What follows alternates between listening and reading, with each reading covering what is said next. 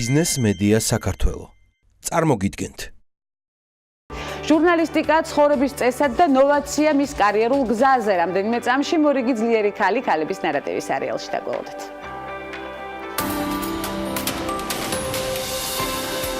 თავად ჟურნალისტის ზრუნვა მომავალ თაობაზე და ხელშეწყობა კოლეგებს. ბევრი მიზანი და ამოცანა, რომელიც მისთვის დაძლევადი და მიღწევადია. რეგიონების გაერთიანება ქვეყნის და დარგის წინსვლისთვის და დაუღალავი შრომის შეჯამება ქალების ნარატივის სერიალში. ჟურნალისტიკის რესურს ცენტრის დირექტორი ნათია კუპრაშვილი ნარატივით გადაცემაში, თუმცა სხვა რეგალიებზეც უნდა გავამახვილოთ დღეს ყურადღება, ეს არ არის თქვენი ერთადერთი რეგალია ნამდვილად არა, ნამდვილად უნდა მოგეწონოთ საკუთარი თავი და კმაყოფილიც უნდა იყოთ იმ აქტივობების გამო, რომელიც ამდენი წლის განმავლობაში ჩაიდინეთ და როგორ მოხდა საწყისი ჟურნალისტიკის შემოპარვა თქვენს ცხოვრებისეულ გზაზე. ნათია, ეს არის მთავარი, იმიტომ რომ პროფესიული არჩევანი განაპირობებს შემდეგ უკვე სხვადასხვა მიმართულებას სწორედ ამ წარმატებულ მიმართულების გზაზე. მოგესალმებით, მივესალმები მაყურებელს, ყველა იმ ქალს, რომელიც იყო და იქნება ამ კარგ პროგრამაში. მართლა სწორად იყო, მართალი გითხრა, შერჩეული ტერმინი, არ ვიცი, იცით თუ არა ეს ისტორია, მართლა შემომეპარა ჟურნალისტიკა, არ იყო ეს რაღაცა ისეთი თავიდან არ ვოცნებობდი, ნამდვილად ყოფილიყავი ჟურნალისტი.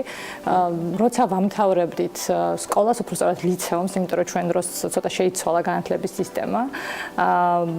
ჩვენმა ჯგუფმა კლასელებმა გადავწყვიტეთ, რომ გამოგვეცა ჟურნალი ჯეჯილი და გაზეთი აშრიალე. 15 წლის ასაკში უკვე ვიყავით თანარედაქტორი და ძალიან მოგვეწონა მოკლედ ამ საქმის კეთება. მართალი გითხრათ, პირველივე გამოცემით ვიშოვეთ ფული, კარგად გავყიდეთ ეს გამოცემა და ვიყიდე კედლის საათი. პირველი ხელფასით კი და მივხვდი, რომ დროს უნდა გავყოლოდი, ამ დროს უნდა გავყოლოდი, ამ საათსაც უნდა გავყოლოდი და ძალიან მომეწონა ის, რაც გავაკეთე, იმიტომ რომ ვინც კითხულობდა სტატიებს, რომლებიც ჩვენ მომამზადებთ პირველ გაზეთში, ეგონა რომ ვიყავით 40 წლის ასაკის ადამიანები, იმიტომ რომ ძალიან სერიოზულ თემებზე ვწერეთ და პირველად შევედით ისეთ ადგილებში, სადაც მანამდე არ ამეყოფილა. მაგალითად, მაშინ ესეთი ახალი შემოსული იყო ქვეყანაში რელიგიური დაჯგუფებების სექტები და პირველი რეპორტაჟი მქონდა ერთ-ერთ ასეთ დაჯგუფებაზე და მივხვდი, რომ გარედან კი უნდა მეწერა ამ ხალხს, რამე უნდა მენახა ადგილზე რას აკეთებდნენ და უშუალოდ იყავით პროცესში ჩართული. ასე გამოვიდა. ყოველთვის გამოდის შედეგიანად შემდეგ სტატიაც და ნებისმიერი თემაც, როდესაც ცელმოსავალ ჩაჩაპობდი. ბევრი შეცდომა მქონდა ამ შეცდომები და ბარიერები ცხადია იქნება, ჩვენ ამაზე აუცილებლად გავამახვილებთ ყურადღებას და ამიტომ თქვი ძლიერი ქალის წარმატებული გზა, მე აღვნიშნე დიალოგის საწყისში, საათი თუ გაქვთ შენახული ის, რომელიც პირველი ხელფასით იყიდეთ. დედას აქვს შენახული. ნამდვილად აღარ მუშაობს სამწუხაროდ. არა, იმ საათს არ უყურებ, მაგრამ დროს ყოველთვის უყურებ და ვცდილობ რომ მივადევნო. რა სახის ბარიერები გქონდა პროფესიულ გზაზე? ბევრი ბარიერი იყო იმ კუთხითაც, რომ მე დავიწყე როგორც რეგიონულმა ჟურნალისტმა და ეხლაც თავს გარკვეულწილად მივიჩნევ რეგიონთან ყოფ ჟურნალისტად, იმიტომ რომ აქტივობებიც ყოველთვის უკავშირდება რეგიონულ მედიას და რეგიონში მუშაობას ყოველთვის ახდენს, რა თქმა უნდა, უფრო მეტი სირთულე ვიდრე თქვათ ეროვნულ მაუწყებელში, არან ეროვნულ მედიაში მუშაობას. ყველგან არის, რა თქმა უნდა, თავისებური სირთულეები. იყო ისიც, რომ არ მქონდა თქვათ ისეთი საშუალება, ეხლა ბევრს აქვს პრეტენზიები განათლების სისტემასთან, მაგრამ მაშინ გაცილებით უფრო უარესი იყო და ჩვენ გვიწევდა ჩვენს თაობას ჩვენსავე შეცდომებზე გვესწავლა და ამ შეცდომებს რომ გადახედავ, ეხლა რა თქმა უნდა გაწუხებს ეს შეცდომებიც, მეც მქონია ამგვარი პროფესიული შეცდომები, მაგრამ მისწავლია ამ შეცდომებზე და ცხადია, გამოგვისწორებია და შემდეგ უკვე შედეგიც მეგვიღია წარმატებული. მე მინდა რესურს ცენტრზე გავამახვილო ყურადღება, ჟურნალისტიკის რესურს ცენტრი, თუ არ ვწდები 2009 წლიდან ხართ ჩართული ამ ამბავში. დავიწყეთ 2009 წელს, თუმცა ეხლა ბოლო პერიოდში უფრო გავაქტიურდით.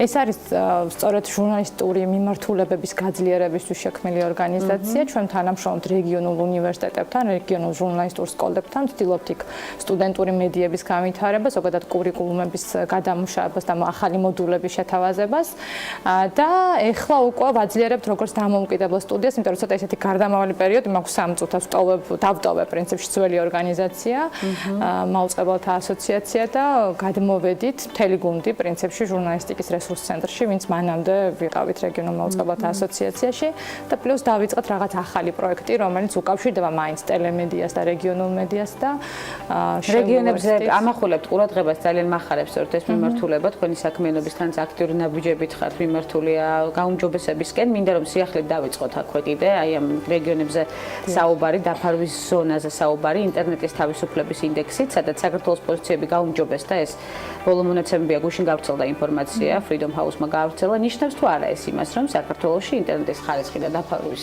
ზონები გაუმჯობესებულია თქვენი გადმოსახედიდან? მცირედად ნიშნავს, ჩვენ ყოველთვის თბილისში გვიწევს მსჯელობა იმ გარემოში, რომელშიც ვიმყოფებით, ამ დროს ძალიან დიდია განსაკუთრებით ციფრული დაშორება, ძალიან დიდი რეგიონებს და ცენტრს შორის და ჯერჯერობით პროექტები, რომელიც არის წამოწყებული და იდეაში არსებობს რეგიონების ინტერნეტიზაციის, ნელა მიიწევს წინ და ამ კუთხით ეს არ იყო არსებითი, რამაც გაუმჯობესა ჩვენი მონაცემი ინტერნეტის თავისუფლების კუთხით. უფრო გაუმჯობესა იმან, რომ მაგალითად წინა წლებისგან განსხვავებით არ გქონდა ან YouTube-ის, ან Vimeo-s, ან რამე ესეთი პლატფორმების გათიშვა. მაშინ მას ჰქონდა გარკვეულწილად რაღაცა არგუმენტი და საფუძველი, რომ ეს მომხდარიყო, თუმცა დღემდე გაურკვეველია, ვინ როგორ გადაწყვიტა, ან YouTube-ი, ან Vimeo, ან მანამდე WordPress-ი გაათიშა საქართველოში მყოფი ადამიანებისთვის და ეს მართალი გითხრათ, საშიში პრეცედენტია. მიუხედავად იმისა, რომ მონაცემი უმჯობესდება, სხვათა შორის არ აქვს თლად კარგი რეგულაციები ინტერნეტთან დაკავშირებით და მაგალითად შეიძლება არ იცოდეს აუდიტორია, მაგრამ აკრძალულია ბევრი სახის შინაარსი G-დომეინებზე, ანუ ქართულ საიტებზე, მაგალითად შეურაცხმყოფელი მასალა შეიძლება იყოს როგორც განიმარტოს როგორც აკრძალული მასალა და მოითხოვოს პროვაიდერმა კომპანიამ მისი აღება. საკმაოდ რთული რეგულაციები, არავინ იყენებს ახლა ამას სუდად, მაგრამ ზოგადად არსებობს ეს რეგულაციები. თუმცა უნდა თქვათ, რომ კონსტიტუციაზე მსჯელობის დროს დაგვეკარგა რაღაც თემები, ერთ-ერთი თემა ის, რომ ინტერნეტი როგორც უფლება აღიარა საქართველოს კონსტიტუციამ, ეს არის ძალიან მნიშვნელოვანი თემა ჩემი აზრით, რომელიც დარჩა რაღაცა ყურადღების მიღმა და მე ვფიქრობ, რომ ეს მიღწევა იყო ნამდვილად. ნამდვილად იყო მიღწევა, რეგიონებში ჯერ კიდევ დგას, თუმცა ინტერნეტთან წვდომის პრობლემა, ამაზეც მინდა გავამახვილოთ ყურადღება. ამ ფონზე ონლაინ მედია პლატფორმის განვითარება მოკლევადებში რამდენად შესაძლებელია თქვენი გადმოსახედიდან? ონლაინ მედია პლატფორმა ვითარდება ნამდვილად ყოველწლიურად და პრინციპში მთავარი რაც ახლა მას უშლის ხელს განვითარებაში, ეს მაინც არის ინტერნეტის წვდომა რეგიონებში, ჯერჯერობით როგორც თქვით, ძალიან მცირეა ეს წვდომა. თუმცა ვხედავთ, რომ იგივე სარეკლამო ბაზრის გარკვეული ნაწილი უკვე მიედინება ონლაინისკენ და ტრადიციულმა მედიამაც უფრო დაიწყეს ფიქრი ონლაინის ათვისებაზე, უფრო საინტერესო ფორმებით გვთავაზობენ უკვე თავის ნაღვაწს და ვფიქრობ, რომ ეს რა თქმა უნდა შეუწყობს ხელს მეტად ხელმისაწვდომობას. თუმცა თქვენ წინა აი ეს არ დავიწყებდით საუბარს, უსმენდი უცხოეთის ამბებს და აქაც არ არის ესეთი თავისთავადი სიკეთე ზოგადად, ხომ? სოციალური მედიების და ინტერნეტ მედიების მოხმარება. ძალიან დიდი პრობლემა რაც გვაქვს და ერთ-ერთი მთავარი პრობლემა რაც ჩვენს ქვეყანასაც აქვს და აქვს ზოგადად სხვა ქვეყნებს, ეს არის მედია წიგნიერება. თუ როგორ გამოვიყენოთ სწორად, ანუ ჩვენ კი არ მოგვიხმაროს ქსელმა და ინტერნეტმა, არამედ ჩვენ მოვიხმაროთ სასიკეთოდ და აი ეს უნარები არის სასწაული მათ შორის პატარა ასაკიდან, საბავშვო ბაღიდანაც კი, რომ ვასწავლოთ ადამიანებს მოხმარება მედიის სწორი გამოყენება. ძალიან გადატვირთული სამუშაო გრაფიკი გაქვთ, ამასთან ერთად ყავთ 12 ძაღლი ეზოში, ეს აუცილებლად თუ დააღვნიშნო. 3 შვილის დედა ხართ, როგორ ახერხებთ დროის მენეჯმენტი მაინტერესებს თქვენი დროის მართვა ნათია კუპრაშვილის ცხოვრებაში? ხუმრობ ხოლმე, რომ კი 12 ძაღლი ყავს, 3 შვილი და 1 ქმარი, მე მგონია მიღწევა ზოგადად. 12 ძაღლი მაინც დათოს ჩემი მეუღლის დამსახურება, იმიტომ რომ მონადირეა და შესაბამისად ყავს 12 ძაღლი. 12-ვე სახელს ზედმიწევნით ვერასოდეს ვერ ხვდები რა რთული შეიძლება იყოს. არ გახსოვთ 12 ძაღლის. ყველას იმახსოვს ინდივიდუალურად, როცა ვხედავ და ვურთიერთობ, ყველას ის ზუსტად ვიცი, რა თქმა უნდა, მაგრამ ეს ერთ მიყოლებით ვერ სხვადასხვა ყოველდღიურად ვარჯიშობ ამაზე და მეხსიერებას ამით ვივითარებ, მაგრამ ჯერჯერობით ვერ მივაღწია შედეგს, რომ 12 დღის რაღაც ნაწილი ძაღლების სახელების დამახსოვრებას მიიღებს. და მივხვდები, რომ როგორც ჩანს მართლა გადატვირთული მაქვს გონება, თორე ალბათ ეს არ არის დაუძლებელი ამოცანა, რომ 12-ვე სახელი ერთად თქვა. ნამდვილად არ არის. კარგად გრძნობენ ჩემი აზრით თავს ჩვენთან სახლში, თავის სახლში, უბრალოდ თავის ეზოში, სადაც არიან. ბავშვებიც მათთან ძალიან კარგად გრძნობენ თავს. და დროის მენეჯმენტი არის გაცვლილი ნაციონალობაში მარტივად. რაღაცა ისე ბუნებრივად არის გადანაწილებული სახლში საქმე, ყველა თავის საქმეს აკეთებს და ერთმანეთს უვლის. რაც ვფიქრობ, ყველას ეხმარება. ან ბავშვები ერთმანეთს უვლიან, ერთად უვლიან ბავშვები და მამა ძაღლებს და ყველა ერთად მივლის მე. თქვენი პროფესიული მომდევნო ნაბიჯი რა იქნება, ნათია? ჩვენ დავიწყეთ ძალიან საინტერესო პროექტი ერთად ჩემმა გუნდმა, რომელიც მანამდე ვიყავით რეგიონულ მაუწყებლთა ასოციაციაში. ეს არის პირველი რუსულენოვანი რეგიონული არხი. ქვია ტოკ-ტივი, ძალიან მომწონს მისი ეს სახელი, იმიტომ რომ ჩვენ ვითამაშეთ რამდენიმე ინგლისურ და რამდენიმე რუსულ სიტყვაზე ერთობლივად, იმიტომ რომ დავინახეთ ერთის მხრივ ძალიან ქვეყნისთვის სახიფათო დაყოფა, საინფორმაციო დაყოფა, რაც გვაქვს ეთნიკური უმცირესობით დასახლებულ ზონებში და დანარჩენ საქართველოში. ერთხელ ჩავატარეთ მათ გითხრათ ფოკუს ჯგუფი, რომელიც უკავშირდებოდა ის ეთნიკურ სომხებს და აზერბაიჯანელებს, რომლებიც მაგალითად აბსოლუტურად სხვა წარმოდგენების აღმოჩნდნენ იმაზე, თუ ვინ ჩამოაგდო უკრაინაში ბოინგი და დანარჩენ საქართველოს ცოტა სხვა ტიპის ინფორმაცია აქვს ამასთან დაკავშირებით. ეს საინფორმაციო დაყოფა არ არის კარგი და სასურველი, რა თქმა უნდა, ქვეყნისთვის, ამიტომ როცა დავინახეთ, რომ მთავარი, ანუ ყველაზე პოპულარული, რა თქმა უნდა, არის ადგილობრივი სომხური ან აზერბაიჯანული არხები ადგილზე, თუმცა ძალიან დიდია რუსული არხების გავლენა.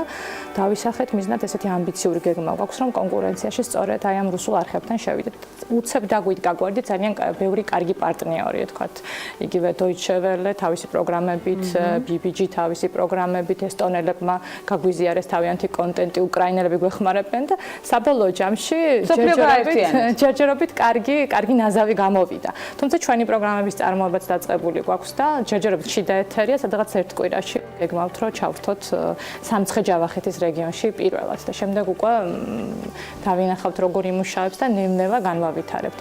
ეს არხი გახდა წევრი ახლად შექმნილი ორგანიზაციის მაუწყებელთა ალიანსის, რომელიც კიდევ ძალიან საინტერესო მოთამაშეებს აერთიანებს და აქაც ტოკ-ტივის განვითარების მიმართულებებს და ამბებს აუცილებლად მოვიკითხავთ ქალების ნარატივის სერიალით და არა მხოლოდ ჩვენი ნებისმიერი პროგრამით და პროექტით. უღრმესი მადლობა საინტერესო დიალოგისთვის, ნათია.